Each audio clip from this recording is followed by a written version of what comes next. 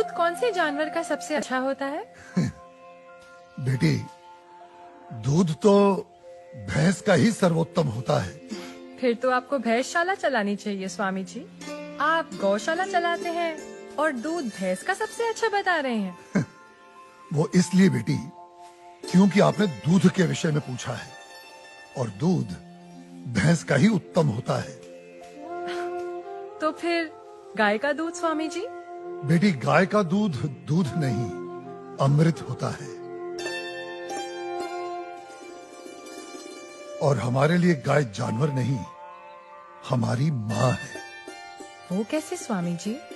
बेटी, हमारे शास्त्रों में स्पष्ट उल्लेख है, गावो विश्वस्व मातरः, गाय संपूर्ण विश्व की माता है।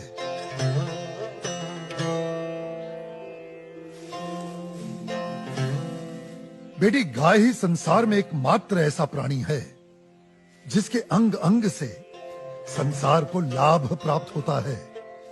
गाय दया, ममता और त्याग की देवी है। गाय लोक मंगल का स्वरूप है। लोक मंगल का स्वरूप है? वो कैसे स्वामी जी? हाँ बेटी, गाय का दूध पीने से शरीर के साथ साथ मस्तिष्क का भी विकास होता है। गाय के दूध में 8 प्रकार के प्रोटीन्स, 6 प्रकार के विटामिन्स, अनेकों प्रकार के एमिनो एसिड्स और न जाने कितने प्रकार के दुर्लभ तत्व प्राप्त होते हैं। It's a complete and wholesome food. ये मानव शरीर के प्रत्येक रोगों के लिए वरदान है, इसीलिए ये अमृत है। अब तुम गौमूत्र को ही ले लो। गौमूत्र बेटी अद्भुत औषधि है, और हमारे आयुर्वेद में तो कई सारी जीवन रक्षक दवाएं गौमूत्र को केंद्रित करके ही बनाई जाती हैं। अच्छा। क्या आपको पता है, अमेरिका अपनी दवाइयां बनाने के लिए काऊ यूरिन इंडिया से ही इंपोर्ट करता है। रियली? अब आओ गोबर पर। काऊ डंग, जिसका अज्ञानी लोग बहुत मजाक उड़ाते हैं, वही गोबर ईंधन और खाद यानी कोल और मैन्योर का काम करता है।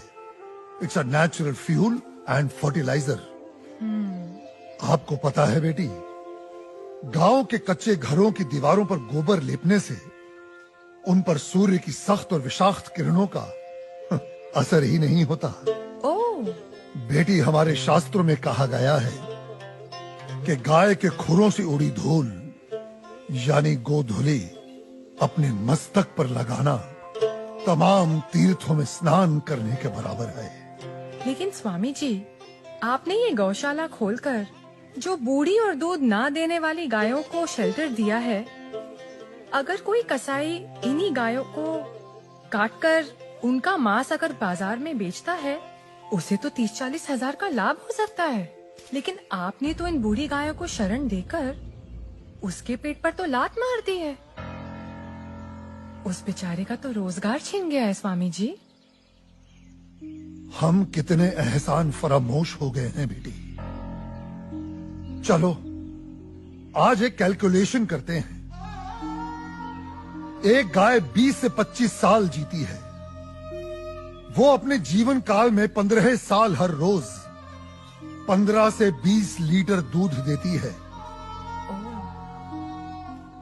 इसका मतलब एक साल में हुए तकरीबन 7,000 लीटर दूध, और 15 साल में हुए 1,05,000 लीटर दूध। अब आप अंदाजा लगा लो, 1 लीटर दूध कितने का बिकता है, और 1,05,000 लीटर दूध कितने का बिकेगा। अब तुम वैसे ही गोबर और गौमूत्र का भी गणित जोड़ लो।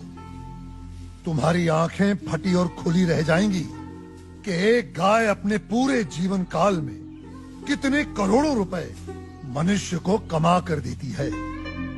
बेटी, अनेक इंडस्ट्रीज काऊ डेयरी और उसके बाय प्रोडक्ट्स पर टिकी हुई हैं। और ये गणित यहीं खत्म नहीं होता बेटी। उसकी मृत्यु के उपरांत उसकी चमड़ी, उसकी अस्थियां भी काम में आती हैं। उससे भी लोग पैसे कमाते हैं। आप 30-40 हजार रुपयों की खातिर उस ममता की मूर्त को जीवित काट कर व्यापार करने की बात कर रही हो, उसे खाने की बात कर रही हो।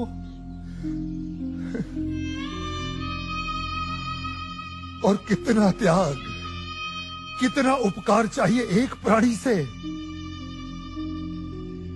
जिस मां ने अपने जीवन काल में हमें इतना धन दिया हो, हमारी सेवा की हो, उसके वृद्ध हो जाने पर, उसके बीमार हो जाने पर हम उसका त्याग कर दें, उसे अबैंडन कर दें। धिक्कार है ऐसी सोच को।